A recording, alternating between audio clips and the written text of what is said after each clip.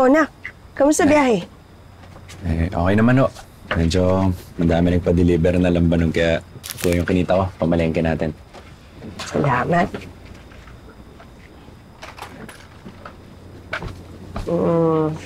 Parang ilang araw nang maasim ang mukha mo, ha? Nagkaaway po yata sila ni Ate Amira. Hindi niya po pinuntahan kahapon eh. Ha? Ano nangyari?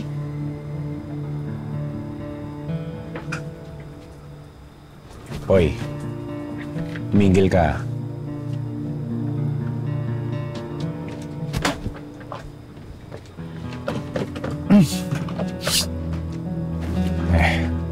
Nay, nagdalawang isip po kasi ako mag-Police Academy eh.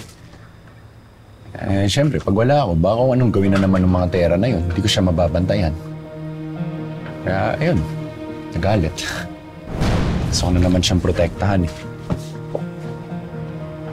Anak, matindi yung mga pinagdaanan niya. Ito lang.